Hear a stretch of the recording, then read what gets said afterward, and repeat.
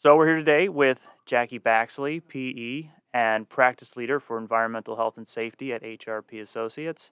And Jackie, the reason that I wanted to talk to you today was because in a lot of the videos we're making recently, we hear the term SDS a lot.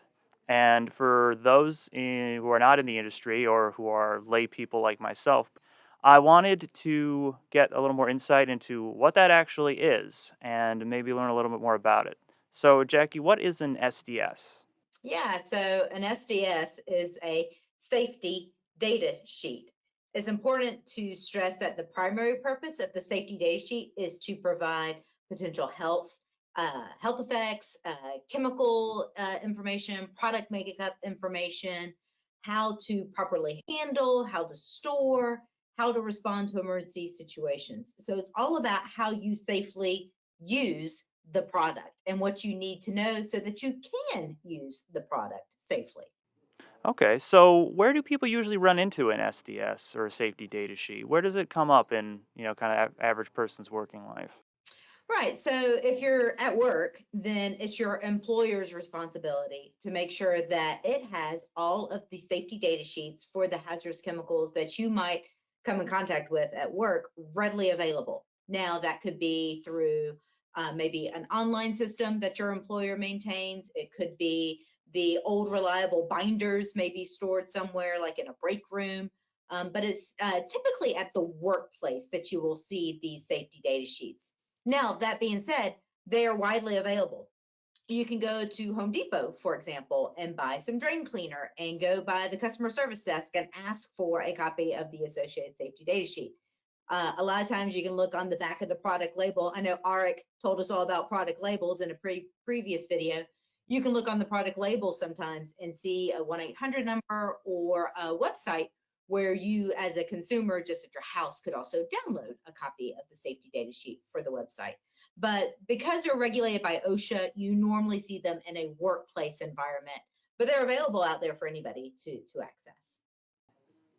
So it sounds like it's on a pretty wide-ranging group of items. Like, what generally kind of falls under something that would have a safety data sheet associated with it? Right. So, if you're looking at a workplace, there's a wide variety of chemicals or products that you might use at work that could technically be hazardous chemicals as defined by OSHA. This could be paints, this could be chemicals used within a process. In some cases, you'll even see safety data sheets for what we call articles, which are kind of manufactured devices.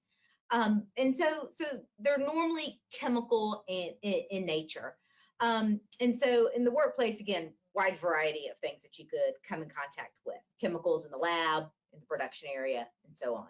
Now, outside of the workplace, if you just look around your home, the types of hazardous chemicals that you might have around your home, where technically might not require a safety data sheet, the manufacturer a lot of times will still have a safety data sheet available, such as cleaners you might have underneath your sink, whether that's a drain cleaner, whether that's whatever you're going to clean your floors with, or now that we're in the period of COVID, as we're recording this, the disinfectant that you might be using to wipe down all of those surfaces at your house.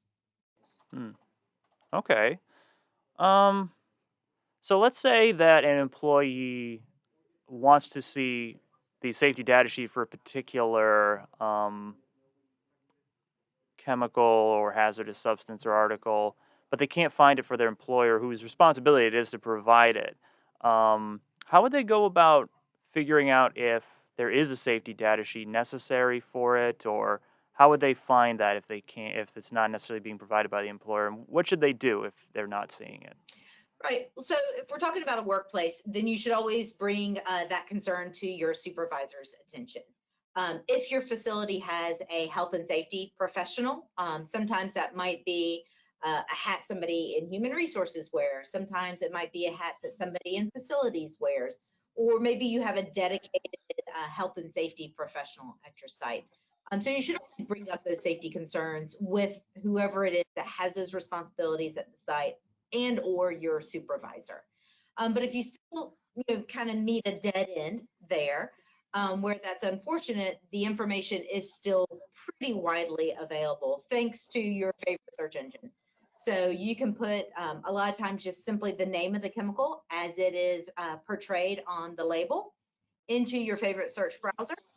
And if you have the manufacturer's name, then that's helpful as well. And you can typically readily download these from a website. So it will take a little bit of digging, but should be relatively easy to find on the internet.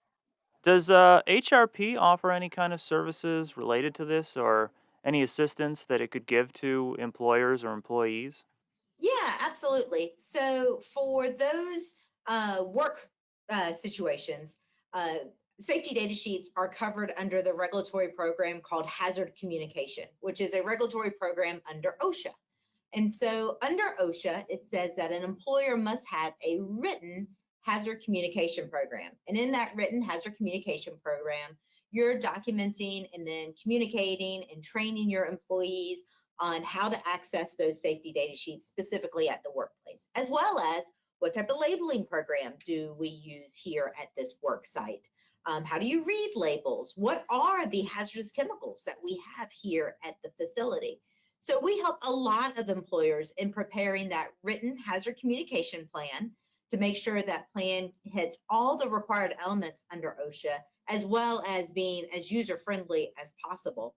And since that program also requires training, we quite often provide training for employees on how to access their employer's hazard communication program, how to read safety data sheets, how to read those labels, as well as some of the indicators of how do you know if you've been exposed to a hazardous chemical? What are hazardous chemicals?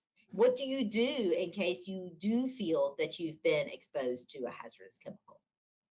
Great, thank you. So if people want to learn more about SDSs or any of these services that HRP can offer, how should they contact you?